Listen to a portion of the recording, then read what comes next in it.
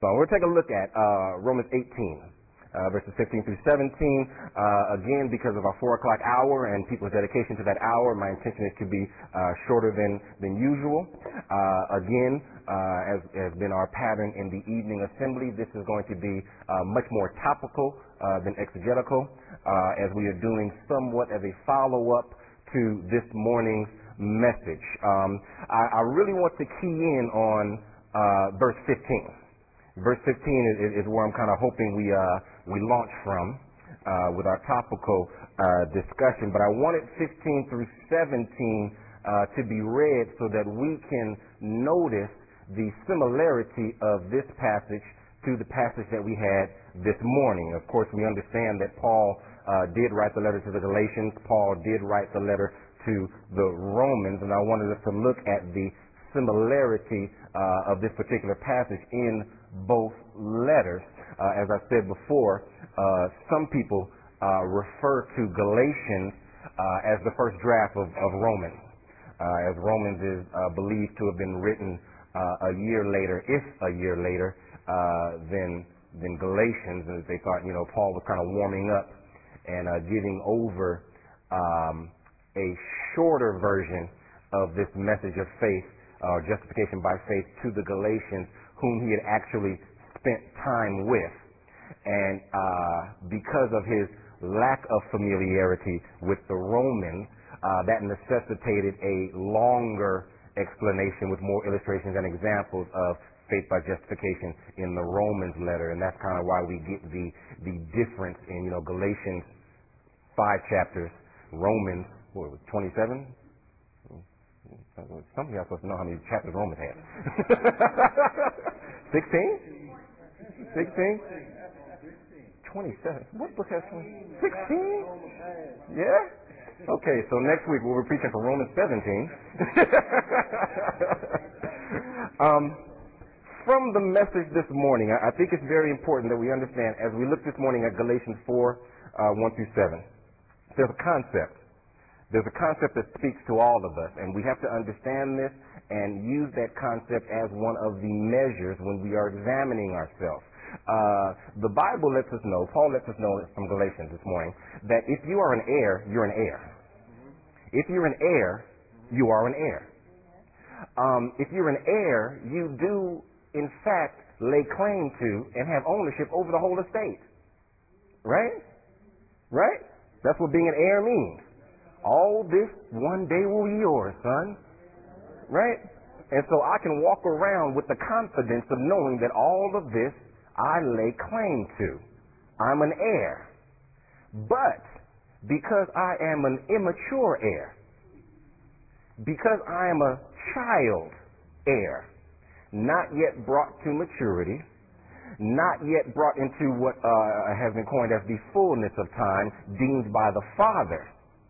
Because I am an immature heir, I am a child heir, I am just like a slave, in that I still have governors and tutors and teachers and guardians and managers, and that's what Paul was equating the law to.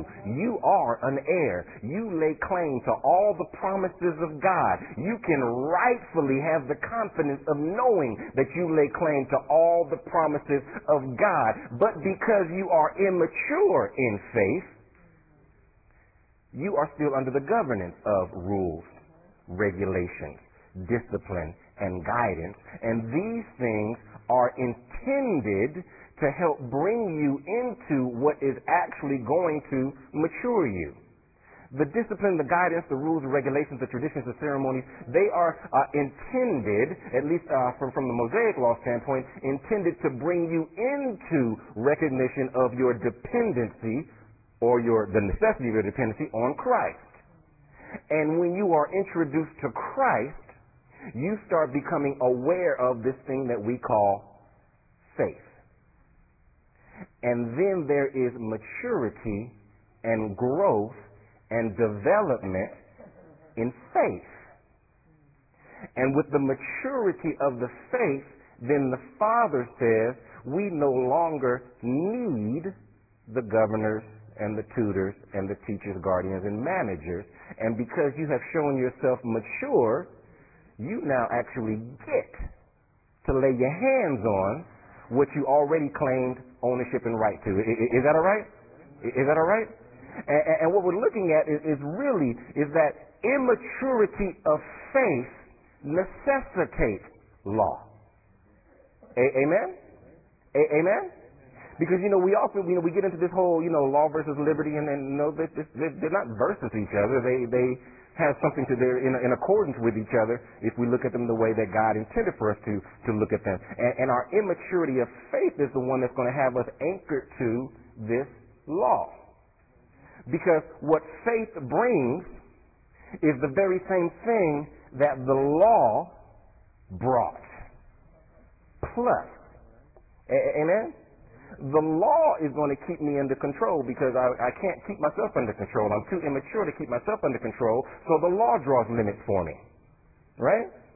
I can't make good decisions about what to do with my time, so the law is going to tell me how to spend my time. But we look at the text this morning, we look at this text right here, and it says you didn't receive a spirit that makes you a slave again, or a slave again to fear, but you received the spirit of sonship.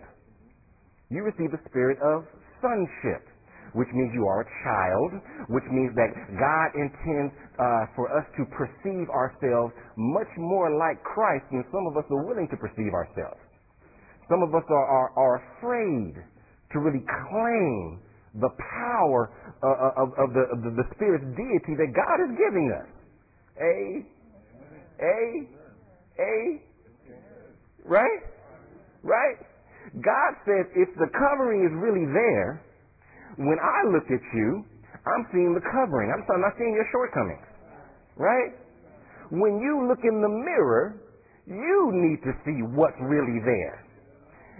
And the truth is some of us actually do. But if the covering is there, when you look in the mirror, you should be able to see the covering. Amen? Which means that when you walk away from the mirror, if you saw the covering, when you walk out in public, you expect other people to look at you and see the covering. Amen? Some of you primpers, some of y'all primps, you get in the mirror and you know, right? Right? Larry, you know, right? you get in the mirror and you're like, looking kind of good today. Right? We doing it today. And when you walk out the door, when somebody looks at you, they saw what I saw in the mirror. Yes, thank you. You say thank you before you get the compliment. Thank you. My wife bought it. Amen? We have to set the goal. And we tell people this in so many other arenas. You set the goal and you shoot for the stars and all that kind of stuff. And God is saying that the covering is going to take you there. The faith is going to take you there. The law was never intended to take you there. And so we can't have dependence on the law. We have to experience the blessing and the blossoming of the faith. Amen? And again, we know that faith is not just cerebral recognition, and we'll talk about some of the things that the faith actually gives us. But I never want anybody to think, especially when I preach a message like I did this morning, that I am sweeping aside the foundation of the faith. Never, ever.